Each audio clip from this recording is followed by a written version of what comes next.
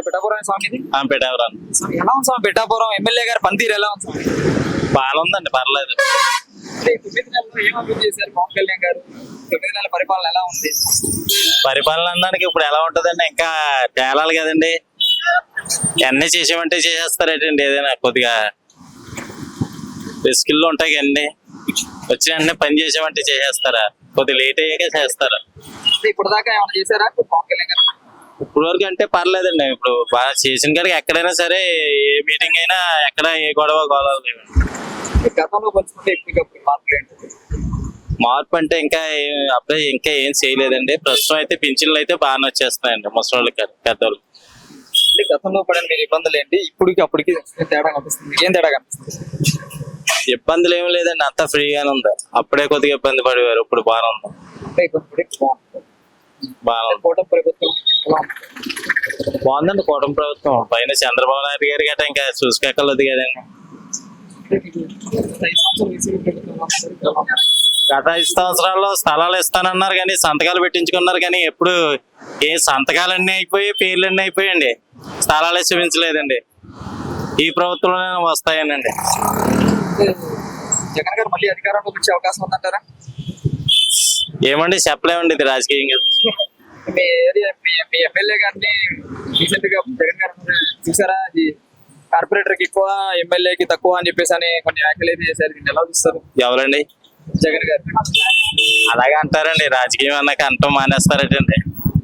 కానీ పర్లేదండి, మరి ఎక్కడ ఏ మీటింగ్ అయినా అన్ని పర్ఫెక్ట్ గా ఉంటున్నాయండి. ఇక్కడ సభ జరగబోతుంది కదా చెప్పండి. మార్చి 14. చెప్పండి. పవన్ కళ్యాణ్ గారు ఎలా జరగబోతున్నారు? బాగానే జరుగుతుందండి. మరి మాకైతే దాదాపు ఎంత మంది రాబోతున్నారండి? ఎలా ఉందంటే ఎలా ఉంటుందంటే 10 లక్షల మంది వస్తా అంటున్నారు. మరి వస్తారో లేదో అన్నది మనకి మీటింగ్ కదండి, ఇది జనాన్ని పెట్టుంటారు. సరే మాటలో చెప్పండి అండి, పవన్ కళ్యాణ్ గారు బాగుందండి. ఇద్దరు మహానుభావులు అందరికీ నమస్కారములు. నా పేరు వరదా బ్రహ్మాజీ. నేను బీజేపీ లీడర్ అండి. నా క్యాడర్ ఏంటంటే బీజేపీలో ఓబీసీ మోర్చాకి district executive member and also PM విశ్వకర్మకి జిల్లా ఇన్ఛార్జ్ అండి. పిఠాపురం అన్నది చాలా విశిష్టమైన ప్రాంతం అండి. ఎందుకంటే దేశంలో ఉన్న 18 శక్తిపీఠాలు ఒక శక్తిపీఠం పిఠాపురం అండ్ ఆల్సో ఏంటంటే స్వయంభూ దత్తాత్రేయ పీఠం అండ్ స్వయంభూ శివుడు నందీశ్వర ఫేమస్. అంటే ఆధ్యాత్మపరంగా పిఠాపురంలో ఇండియాలో పెద్ద పేరు. అలాంటి గొప్ప పిఠాపురం కాన్స్టిట్యూషన్ కి మన గౌరవనీయులైన మన పవన్ కళ్యాణ్ గారు ఎమ్మెల్యే రావడం మా ఊరి యొక్క అదృష్టం మేము భావిస్తున్నాం. ఎందుకంటే పవన్ కుమార్ గారు అంటే very well on devotee persons అండి. He also spend on many devotional activities అండి. So we feel very happy అండి. ఎందుకంటే ఆయన వచ్చిన తర్వాత ప్రతి విషయం ఇక్కడ ఏ విషయం జరిగినా సరే ఆయన కలెక్షన్ చేసి వాళ్ళకి న్యాయం జరగడానికి ఆయన మనసా వాచ కర్మన ఆయన ప్రయత్నం చేస్తున్నారు. ఓకే, ఆయన వచ్చిన తర్వాత కూడా పిఠాపురంలో స్పెషల్ గా పాడా అని ఒక ఆఫీస్ నిర్మితం ఉందండి. ప్రజలకి అన్ని రకాలుగా సదుపాయాలు బాగా జరుగుతున్నాయండి. ఇంకోటి ఏంటంటే ఇప్పుడు దేశవ్యాప్తంగా ఇప్పుడు జరిగే సభ మా అంచనాన్ని బట్టి కనీసం 5-6 లక్షల మంది వస్తారని అంటారు.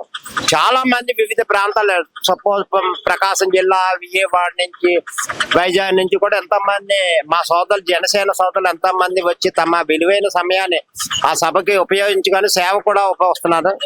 మెనీ థ్యాంక్స్ ఫర్ పిఠాపురం తరఫున వాళ్ళందరికీ కృతజ్ఞత చెప్తాయి. ఎందుకంటే మేము కూడా ఆ సభకి వెళ్ళి మా వరకు మేము సేవ చేయడానికి ప్రయత్నం చేస్తాం.